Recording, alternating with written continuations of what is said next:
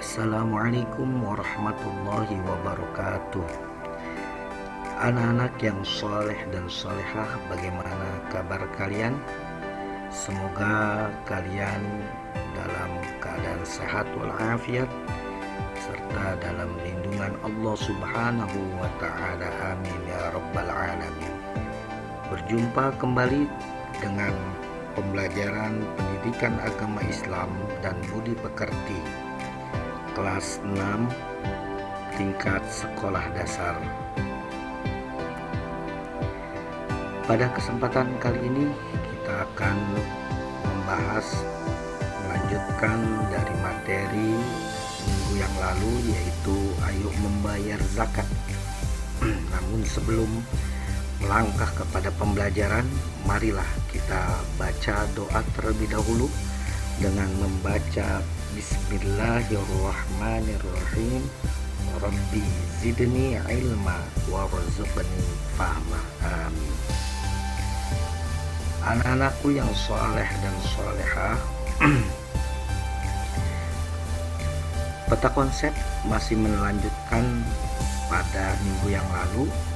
Kita akan membahas, yaitu di kesempatan ini, zakat mal, namun kita hanya membahas secara globalnya saja, lebih penekanan kepada zakat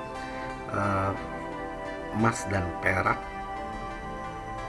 dan juga zakat uang.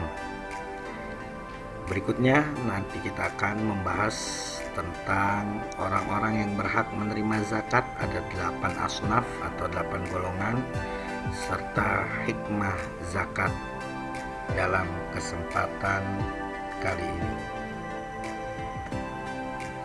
Untuk tujuan pembelajaran, melalui video pembelajaran ini, kalian sebagai peserta didik dapat meyakini kewajiban zakat sebagai penerapan rukun Islam, menyebutkan jenis harta yang dikeluarkan zakat mal dengan tepat, menjelaskan ketentuan-ketentuan zakat mal secara baik dan benar. Berikutnya menyebutkan mustahik zakat dengan tepat. Terakhir, menerapkan hikmah zakat dalam kehidupan sehari-hari. Anak-anakku yang saleh dan salihah, tahukah kamu harta yang wajib dizakati?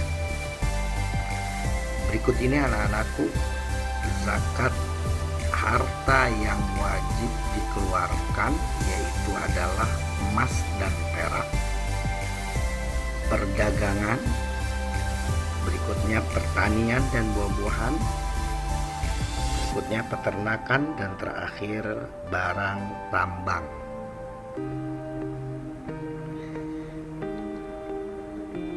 Berikutnya, apa makna zakat mal?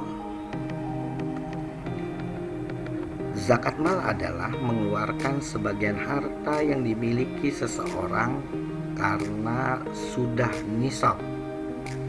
Nisab yang dimaksud adalah batasan jumlah harta. Jadi ada batas jumlah harta yang wajib dikeluarkan. Itu nanti kita akan bahas. Dan haul, batas waktu yang memiliki harta, ya, dalam 1 tahun.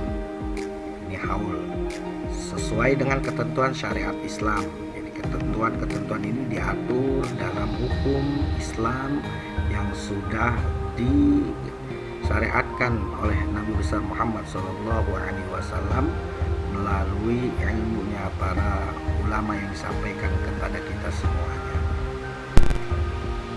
Berikutnya anak-anakku yang soleh dan solehah, kita akan mengetahui syarat harta yang wajib dizakati, yaitu yang pertama, milik penuh. Maksudnya memiliki hak untuk menyimpan, memanfaatkan, menggunakan, menggadaikan, memberi wewenang, dan lain sebagainya. Berarti harta tersebut adalah pada kekuasaannya seseorang. Bila bersyarikat, maka harta tersebut tidak wajib untuk dizakati. Seperti contohnya harta waris. Harta waris karena memang yang memiliki atau yang berhak memiliki harta waris tersebut itu lebih dari seorang, ada beberapa orang, maka harta waris tidak wajib untuk dizakati, karena syarat zakat harta yang wajib dizakati adalah milik penuh. Yang kedua adalah harta berkembang. Harta tersebut bisa dikembangkan seperti untuk modal usaha atau peternakan yang terus beranak pinak dan tumbuhan dan lain sebagainya. Makanya berkembang harta tersebut. Berikutnya cukup nisab. Batas harta yang ketika sampai kepada batas tersebut, maka seseorang wajib untuk mengeluarkan zakat. Berikutnya yang keempat, lebih dari kebutuhan biasa. Artinya kebutuhan yang rutin. Bila kurang dari harta tersebut dari kebutuhan rutin, maka seseorang tidak wajib mengeluarkan zakatnya. Berikutnya yang kelima, bebas dari hutang. Tidak memiliki hutang yang harus ditunaikan atau dibayarkan. Yang keenam terakhir adalah haul, berlalu 1 tahun. Haul itu berarti lewat dari 1 tahun. Maka kalau sudah dimiliki harta itu selama 1 tahun, seseorang wajib mengeluarkan zakatnya. Anak-anakku yang soleh dan solihah, mari kita lihat di sini. Ada zakat emas dan perak, ya, yang kita akan pelajari pada saat ini. Nisab zakat mal dan jumlah zakatnya yang dimaksud di sini adalah zakat emas dan perak. Zakat emas nisabnya adalah 85 gram. Sementara nisab atau batas zakat perak yaitu 595 gram. Sedangkan zakat yang wajib dikeluarkan sebesar 2,5% atau 2,5%. Bagaimana nisab uang kertas? Nah, ini nisabnya senilai dengan nisab emas. Mari kita lihat lebih lanjut untuk lebih mempertajam pemahaman kalian. Hitungan zakat uang. Lihat, nisab uang seperti ini cara menghitungnya. Harga emas saat ini misalnya seharga 600.000. Nah, bagaimana menentukan nisabnya? Harga emas dikalikan 85 gram, ya, 85 gram sama dengan berarti nisab uang 600 dikali 85, hasilnya adalah 51 juta rupiah. Maka seseorang yang sudah memiliki di tabungannya sejumlah 51 juta rupiah, orang tersebut sudah sampai 1 tahun, yang menyimpan sudah sampai 1 tahun, maka orang tersebut harus mengeluarkan zakat uangnya. Nah, berapa zakat yang dikeluarkan? Yaitu 2,5%. Ya, hitungannya 51 juta dikali 2,5%. Berarti jumlahnya adalah 1.275.000. Jadi zakat yang dikeluarkan dari kekayaan harta seseorang yang berjumlah 51 juta, dia mempunyai uang simpanan selama 1 tahun, maka dia wajib mengeluarkan senilai 1.275.000. Sangat kecil anak-anakku sekalian dibandingkan 51 juta. Ya, tinggal dikurangkan, berarti masih 40 jutaan sekian duit yang tersisa. Allah cuma minta 1.275.000 untuk diberikan kepada yang berhak menerimanya. Berikut contoh. Rafika memiliki uang sebesar 78 juta. Sudah sampai kepada nisabnya? Kalau harga emas 600.000, maka Rafika sudah wajib mengeluarkan zakatnya, karena harga emas 600.000 dikali dengan nisab emas 85 gram berarti 51 juta tadi. Ya, ini sementara Rafika memiliki 78 juta, berarti sudah lewat dari nisab. Maka Rafika wajib untuk mengeluarkan bila sudah dalam 1 tahun dan sudah sampai haul ternyata, dan memenuhi persyaratan zakat lainnya seperti milik penuh dan lain sebagainya tadi, yang syarat harta yang wajib dizakati. Pertanyaannya adalah, berapakah besar zakat yang wajib dikeluarkan? Tadi yang wajib dikeluarkan adalah 2,5%. Lihat jawabannya, 78 juta dikalikan 2,5%. Ayo, di antara kalian ada yang bisa menjawab? Ya, jumlahnya 1.950.000 rupiah. Paham ya anak-anak?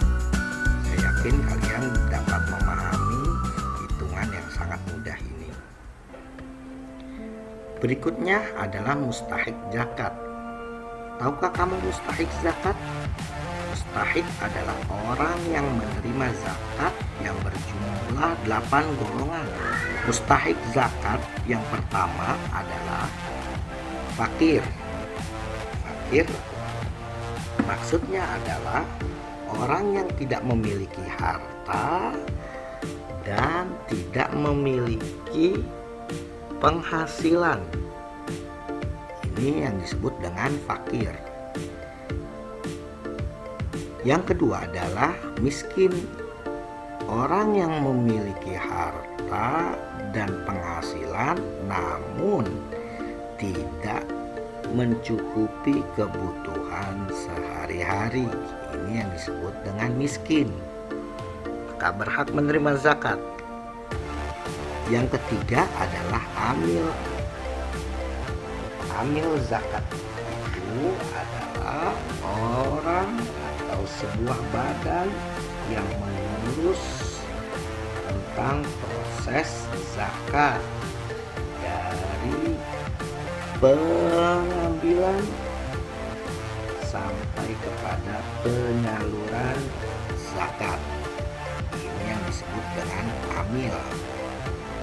Yang keempat adalah mu'allaf, orang yang baru masuk ke dalam agama Islam, atau orang yang sangat diharapkan dapat masuk ke dalam agama Islam. Berikutnya adalah garim. Garim atau gorim adalah orang yang memiliki hutang yang dia tidak sanggup untuk membayar dan sudah jatuh tempo untuk membayarkan hutang tersebut. Maka gharim ini berhak menerima zakat. Berikutnya adalah budak atau riqab atau hamba sahaya. Mungkin yang nomor 6 ini sudah tidak ada lagi di dunia kita atau di dunia saat ini, karena perbudakan sudah dihapus di seluruh dunia. Yang ketujuh adalah sabilillah. Sabilillah adalah orang atau apapun itu untuk kemaslahatan bersama. Misal membangun jalan, membangun madrasah, lembaga pendidikan, atau guru yang mengajarkan pengajian, atau guru yang mengajarkan Al-Quran, ini masuk kepada sabilillah. Yang terakhir adalah ibnu sabil, yaitu musafir yang kehabisan perbekalan, juga termasuk dalam golongan orang yang berhak menerima zakat. Anak-anakku yang dicintai oleh Allah Subhanahu wa Ta'ala, terakhir adalah hikmah zakat. Yang pertama, menumbuhkan kasih sayang di antara manusia. Orang yang mampu atau orang yang kaya kepada orang yang kurang mampu. Timbullah rasa kasih sayang satu dengan yang lainnya. Inilah ajaran agama Islam. Yang kedua, membersihkan diri yang mengeluarkan zakat dari sifat kikir, pelit, bakhil, dan akhlak yang tercela lainnya, serta mendidik agar bersifat mulia dan pemurah dengan membiasakan diri membayarkan amanat Allah Subhanahu wa Ta'ala yang dititipkan kepadanya, yaitu berupa harta, diberikan kepada orang yang berhak menerimanya. Karena harta yang kita miliki itu adalah terdapat hak orang lain, yaitu 8 asnaf atau 8 golongan yang tadi. Maka sebaiknya diberikan atau dikeluarkan. Yang ketiga, sebagai ungkapan syukur dan terima kasih atas nikmat kekayaan yang telah diberikan oleh Allah kepada orang yang mengeluarkan zakat. Ya, jadi bila kalian memiliki harta yang banyak, kekayaan yang melimpah, untuk mewujudkan rasa syukur atau terima kasih, maka berikan atau keluarkan zakat tersebut kepada orang-orang yang berhak menerimanya. Man lam yashkurin nas lam yashkurillah. Siapa orang yang tidak berterima kasih kepada manusia, maka dia tidak berterima kasih kepada Allah Subhanahu wa Ta'ala. Yang keempat, mewujudkan kesejahteraan sosial dan mencegah kejahatan. Orang yang tadinya tidak memiliki uang atau tidak mencukupi kebutuhannya, lalu diberikan dari harta yang dizakati tersebut kepada orang itu, maka insya Allah berarti dia mampu mengatasi kebutuhan hidupnya, maka dia bisa sejahtera. Dan ini pun akan mencegah kejahatan yang tadinya dia tidak mempunyai uang untuk makan, ya, karena memang ada yang membayar zakat, dia bisa makan dari harta yang diterima dari orang yang membayar zakat. Harusnya dia coba mencuri misalkan, tapi karena memang dia menerima harta orang yang mengeluarkan zakat, maka dia bisa mencegah dari kejahatan, yaitu mencuri atau lain sebagainya. Yang kelima, terakhir, untuk mendekatkan hubungan dan menghindari kesenjangan sosial antara orang yang kurang mampu, miskin, dan juga orang kaya. Anak-anakku yang dicintai oleh Allah Subhanahu wa Ta'ala, demikian pertemuan materi kita pada kali ini. Terima kasih atas kebersamaannya. Saya ucapkan wallahul muwaffiq ila aqwamit thoriq. Assalamualaikum warahmatullahi wabarakatuh.